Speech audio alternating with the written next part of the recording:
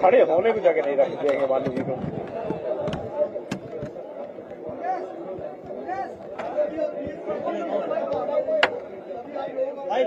भैया वीडियो नहीं जा रहा है, चक्कर हेलो हेलो इसके अंदर भाई फिर आप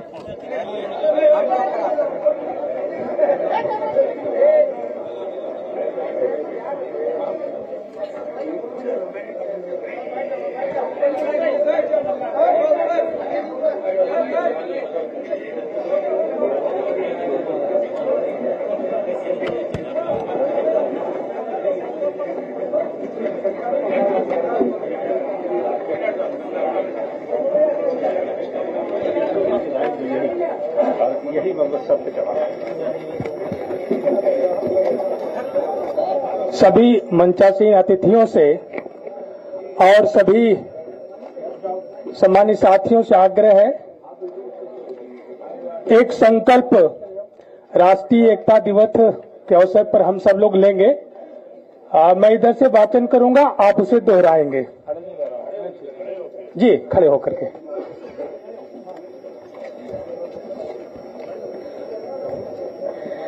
मैं सत्यनिष्ठा से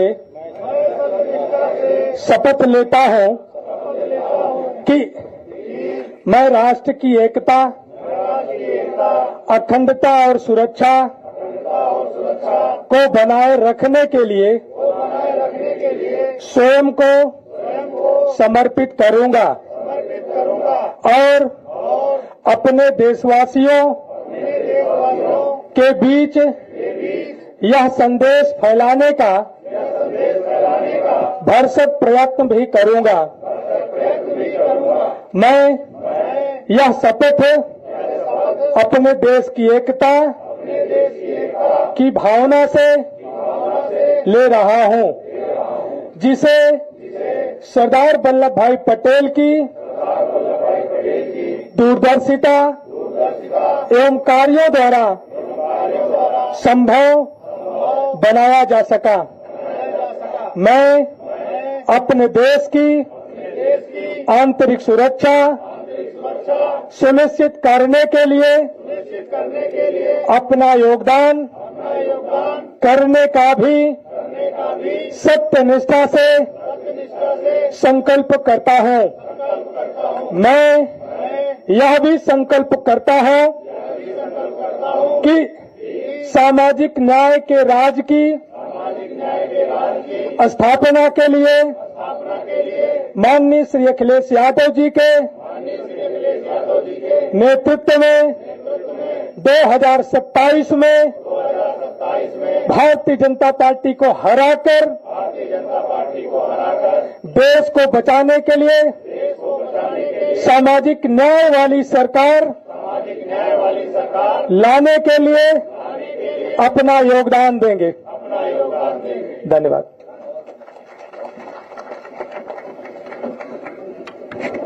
डॉक्टर आर.के. वर्मा जी, नरेंद्र वर्मा जी, आशुतोष वर्मा जी, लालजी वर्मा जी, हमारे पार्टी के अध्यक्ष रहे नरेशोत्तम जी पटेल जी और बड़ी संख्या में विधायक चित्रकूट से लेकर के और सभी साथी जो आज आए हैं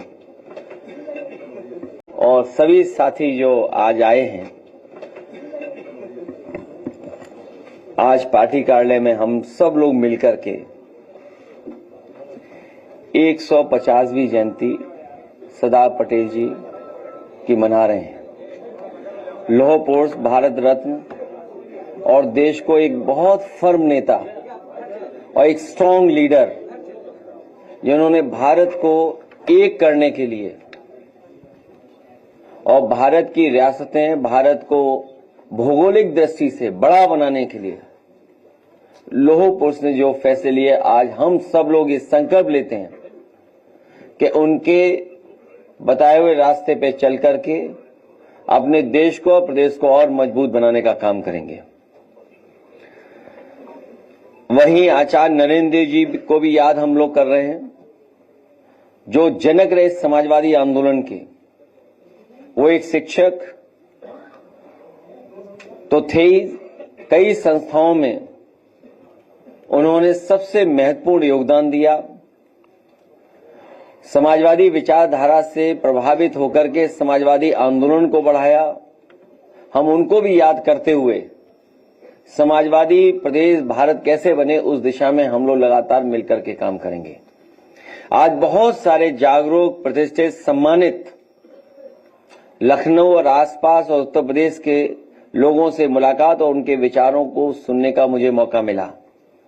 उनके ही बीच से कई महत्वपूर्ण सुझाव आए हैं और देश के परिवर्तन के लिए, प्रदेश के परिवर्तन के लिए और समाज को खुशहाल और एकजुट करने के लिए जो विचार आए, मैं उनके विचारों से अपने आप को जोड़ता हूं, उनकी भावना से अपने आप को जोड़ता हूं और भरोसा दिलाता हूं कि पीडीए हम सब लोग उसी दुख की कड़ी से बंधे हुए लोग हैं।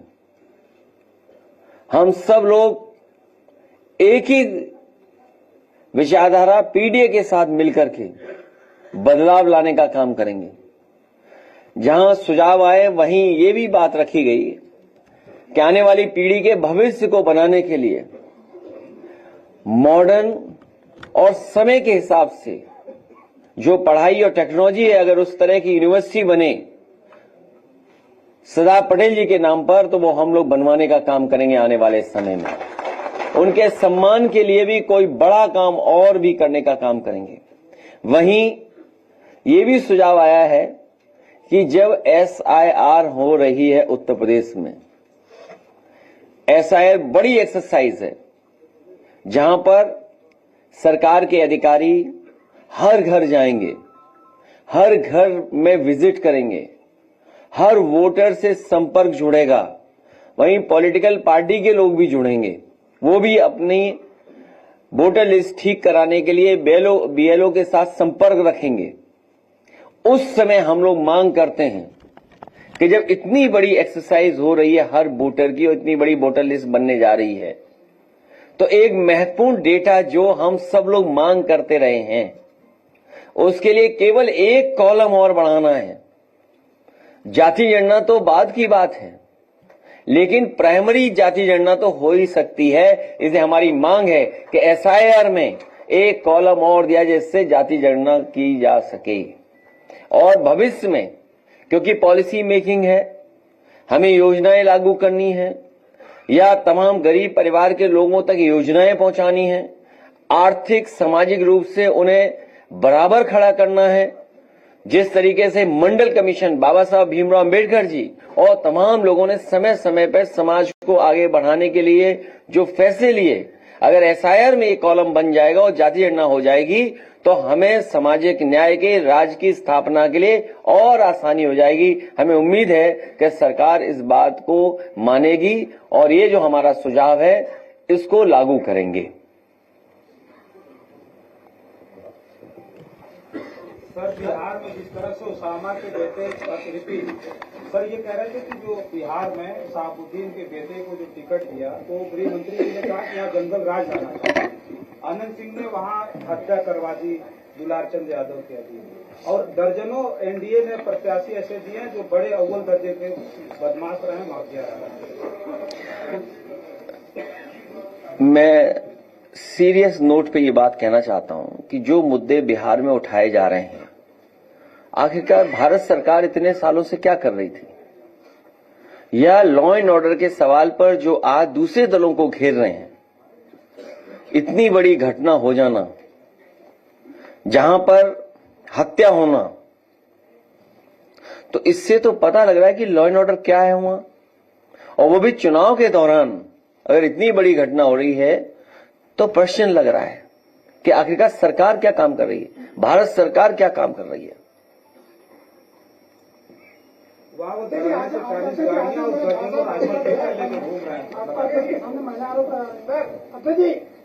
आजमगढ़ में भाजपा के कार्यक्रम में भाजपा की महिला आरोप कर रहे हैं कि महिलाओं को भाजपा में शोषण हो रहा है। इससे पहले भी आपको पता होगा, एक प्रदेश के अध्यक्ष से उन्होंने पूछा योजना कैसी चल रही है, इनको पहचानते हो? तो याद है उस महिला ने क्या कहा था? मुझे याद नहीं आ रहा।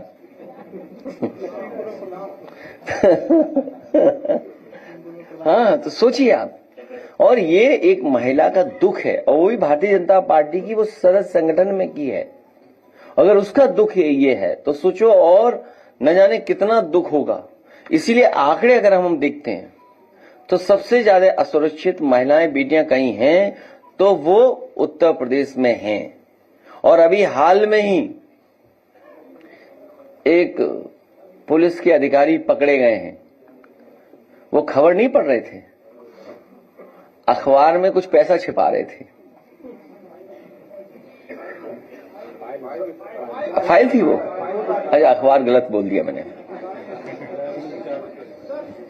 कानपुर में रवि सतीजा ने आरोप लगाया है कि अखिलेश दुबे को उत्तर प्रदेश के एसटीएफ चीफ अमिताभ यश जी प्रश्रय दे रहे हैं और इस खबर को मीडिया इग्नोर करना नाम नहीं छाप रहा है सर। और आपने पहले ही बोला था कि अमिताभ अखिलेश दुबे मुक्त होगा तो पूरी सरकार गिर जाएगी।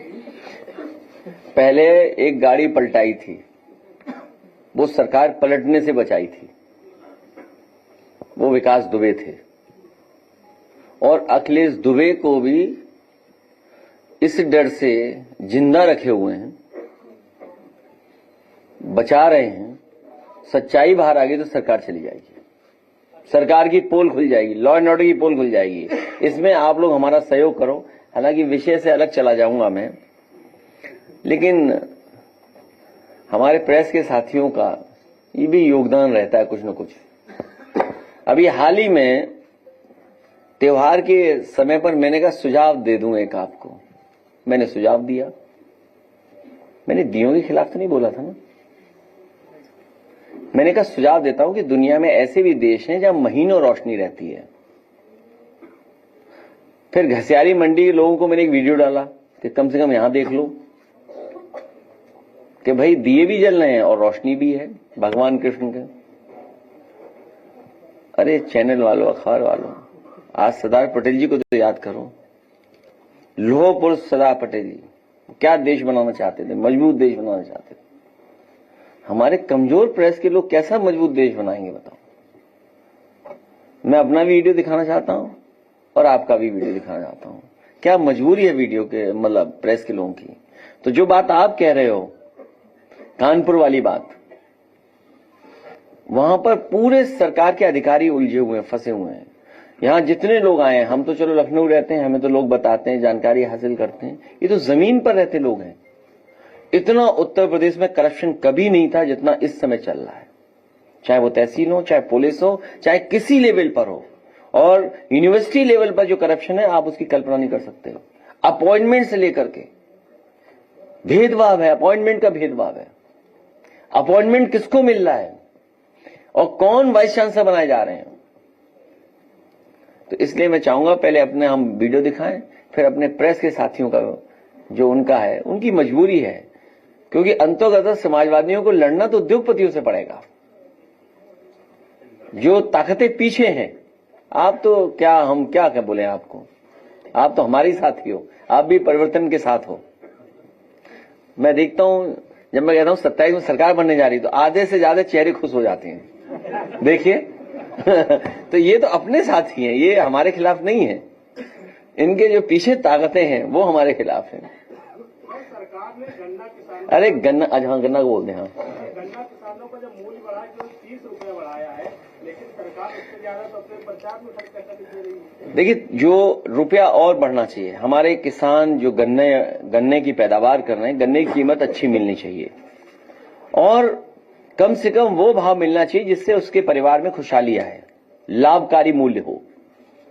लाभकारी मूल्य के लिए रास्ता निकालना चाहिए। और तब जब सरकार मुनाफा कमा रही है, मुनाफा सरकार कमा रही है और सरकार के लोग कमा रहे हैं मुनाफा।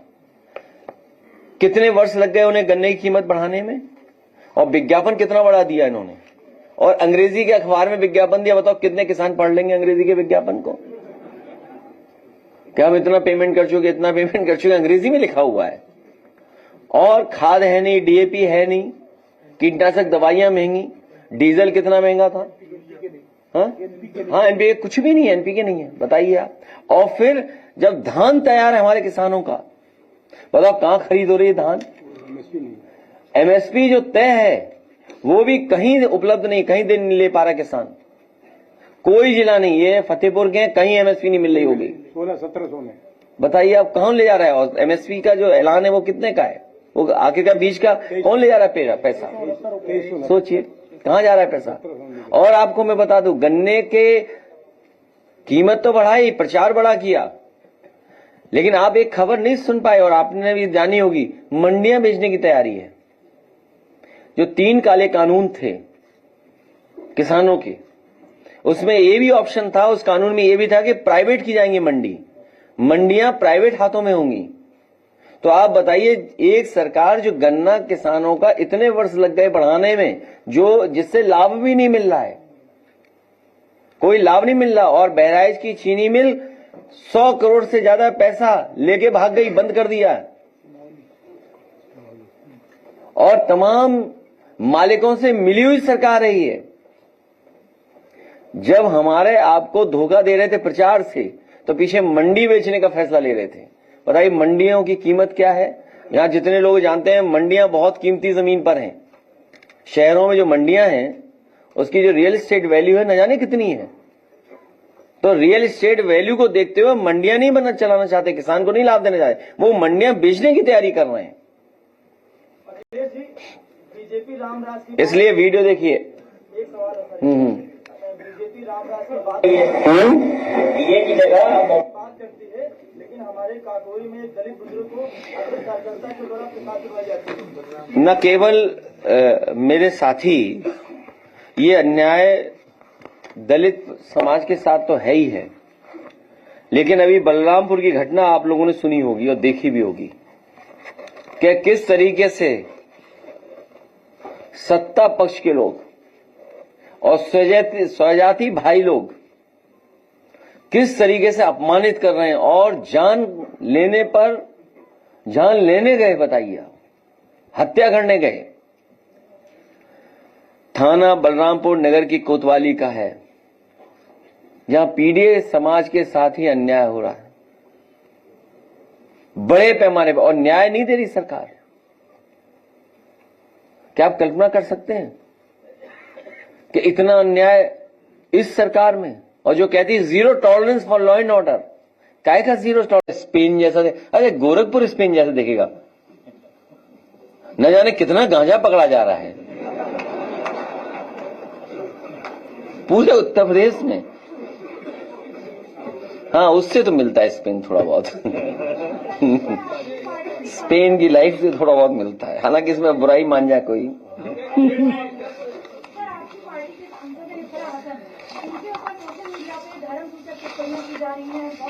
ये सब भारतीय जनता पार्टी के लोग हैं, ये पेड़ है। पहली बार ऐसा हो रहा है कि निगेटिविटी के लिए आपको पैसा मिल रहा है, आप किसी की इमेज को डैमेज करो उसके लिए पैसा मिल रहा है। ये भारतीय जनता पार्टी ने पहली बार, और देश के पॉलिटिकल इतिहास में शायद पहली बार ऐसा हो रहा होगा कि निगेटिविटी के लिए पैसा मिल रहा है, अच्छाई के लिए पैसा नहीं मिलता है। अखिलेश जी, मल्लिकार्जुन खड़गे साहब का एक बयान आया, उनका मेरी निजी विचार है, मेरा आरएसएस बैन होना ही चाहिए। मैं एक काम करूं, मोबाइल लाए हो ना अंदर, मोबाइल लाए हो ना अंदर, आप चैट जीपीटी पे चेक करो क्यों बैन किया था सरदार पटेल जी ने। चेक इट आउट, चेक करो ना। हैं, हम घबराए हुए हैं, देखो। अरे चैट जीपीटी चेक करो ना क्यों बैन हुआ है, क्यों। गूगल पे चेक कर लो भाई, गूगल और चैट जीपीटी मैं तो लाया नहीं हूं भाई, ये तो भारत सरकार ही लाई होगी ना। खड़गे साहब का जो मानना है उससे मतलब आप इत्तेफाक रखते हैं? अरे मैं इत्तेफाक नहीं कर रहा, मैं आपसे कह रहा हूँ चैट जीपीटी निकालिए। अच्छा चैट जीपीटी निकाल के मैं पढ़ देता हूँ, कोई बताइए चैट जीपीटी पे क्या सवाल है तुम्हारा, है? नो नो नो, तुम खैरी साहब ने क्या सवाल क्या है? आरएसएस बैन होना ही चाहिए। Why was RSS banned? मेरा निजी विचार है। Why RSS was banned? राष्ट्रीय स्वयं सेवक, देखो जो चैट जीपीटी बता रहा है, अगर मैं उसको ट्रांसलेट कर दूं आम और आप वही माने तो, राष्ट्रीय स्वयं सेवक आरएसएस बैन 3 बार हुआ इंडियन हिस्ट्री में, 3 बार। हिंदी में इनसे पढ़वा दे, अंग्रेजी में हम पढ़े दे रहे हैं, हिंदी का अंग्रेजी हिंदी ट्रांसलेट करते रहेंगे, ठीक है। एक तो महात्मा गांधी जी को 30 जनवरी 1948 by Nathuram Godse, who had earlier been associated with the Hindu Mahasabha and had link with RSS. तो दोनों संस्थाओं को बैन किया था सरदार पटेल जी ने, दोनों संस्थाओं को। और उन पर इल्जाम था कि उन्होंने राष्ट्रपिता महात्मा गांधी की हत्या में उन साजिश की है। और उस समय the government led by Jawaharlal Nehru ji and Vallabh Bhai Patel जी 4 जनवरी को इंडियन पेनल कोड 188 के तहत बैन हुए थे। तो ये तो चैट जीपीटी बता रहा है, हम थोड़ी बता रहे हैं। अब केस कर दो चैट जीपीटी पे, अगर कर सकते हो तो कर दो। और क्या पूछना बताओ, आई आस्क। हाँ, अब देखिए क्यों, अब हाँ, अब जो सवाल आप पूछ रहे हो उस सवाल का नेक्स्ट जवाब है, the ban order accuse the RSS of spreading communal hatred and violence. बताओ आज फैला रहे हैं कि नहीं फैला रहे हैं? क्यों बैन हुआ था? बैन इसलिए, ये मैं नहीं कह रहा हूं, ये मैं नहीं कह रहा हूं, पत्रकार साथियों, नहीं फिर ऐसी न्यूज बनाओ तुम जो अभी मैंने दिखाई कि सैफी में इतने खर्च हुए थे। अब देखिए गवर्नमेंट क्या रीजनिंग दी गवर्नमेंट ने उस समय कहा कि spreading communal hatred and violence. क्या इन बीजेपी के लोग नहीं कम्युनल हेट्रेड फैला रहे हैं? हमारे पत्रकार साथी ने बोला, एक नाम के बारे में पूछा, हम चुनाव प्रचार में जा रहे हैं, अरे हमारे मुख्यमंत्री जी तो बच्चों से खेल रहे हैं आजकल, हर दिन देखते हैं, हफ्ते 10 दिन 15 दिन वाले एक बच्चे को गोदी में उठाते हैं। अच्छी बात है, बच्चों के प्रति प्रेम होना चाहिए। और नाम बदलने का तो उनका पुराना स्टाइल है। अब मैं ये कहूं कि चैट जीपीटी से पूछ करके ओबामा का नाम, वो क्या नाम था, ओसामा, कि ओसामा का कोई नाम दूसरा बता दो हिंदी में या अरेबिक में, तो बहुत शेर सिंह नाम आ जाएगा। तो योगी जी को नाम बदल देना चाहिए था, उसका नाम अच्छा नहीं लग रहा था ओसामा, तो शेर सिंह नाम कर देते।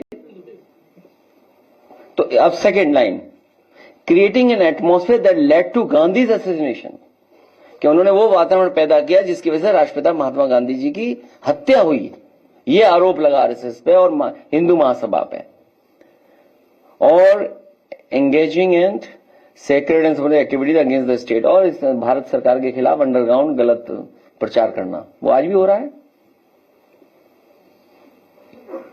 मुख्यमंत्री अभी बिहार गए थे, तो ये तो अब बताइए क्या करें। वो तो हिस्ट्री हो चुकी है। अच्छा चलो, चैट जीपीटी यही पूछते जो बात आप कह रहे हो, आर दे, नहीं ये पूछना हिंदी में पूछो जो ये सवाल है इनका। चैट जीपीटी नहीं, दूसरा सवाल जो पूछ रहे हैं, are they still spreading hatred, दो हिंदी पूछो ना चैट जीपीटी पे। क्या आज Bharatiya Janata party are they सरकार में आरएसएस का प्रतिबंध लगाना? नहीं, अभी भी हेट्रेड फैला रहे हैं कि नहीं फैला? आर दे सामुदायिक सद्भाव बिगाड़ने का प्रयास कर रही है। चल, वाह मेरे धन्यवाद साथी। अब चैट जीपीटी भी बैन होगा। हाँ आ रहा है, वो तो आ रहा है, देखा। Yes, that's a very fair and important question and result depends on who you are. Rashtriya Swayamsevak, yes RSS, पूछो आरएसएस के बारे में ही पूछ रहे हैं। हैं? हाँ, बीजेपी सांप्रदायिक स्वाद खराब करती है। अब बताओ मैं क्या कर सकता हूँ इसके लिए? बताओ मैं क्या कर सकता हूँ?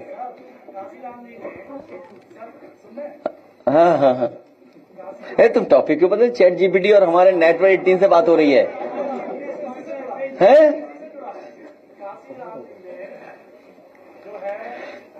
लिखा है कि सनातन धर्म ने सबसे ज्यादा बच्चों पर अत्याचार किया।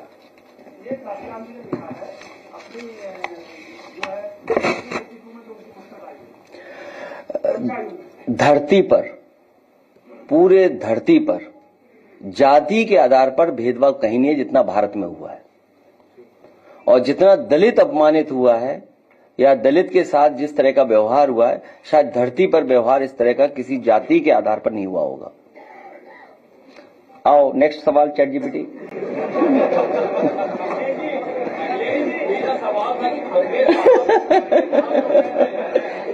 अरे भाई नहीं, मैं देखिए जो खड़गे साहब कह रहे हैं, कांग्रेस पार्टी के नेता, देखिए नहीं तुम क्यों उलझ रहे हो भाई मुझसे? मैंने कहा जो सवाल ये पूछ रहे हैं वही सवाल अगर कांग्रेस पार्टी के राष्ट्रीय अध्यक्ष जी कह रहे हैं और वही सवाल मैं अगर चैट जीपीटी से पूछता हूं तो जो वो कह रहे हैं वही चैट जीपीटी कह रही है, उसी हम सहमत हैं। अब बताओ आप। यूपी में बुलडोजर और बिहार में अडानी को 1 रुपया पर हजारों एकड़ जमीन। नहीं देखिए, ऐसा है, तुम पत्रकार तो हो नहीं, ऐसे ही आगे कहीं से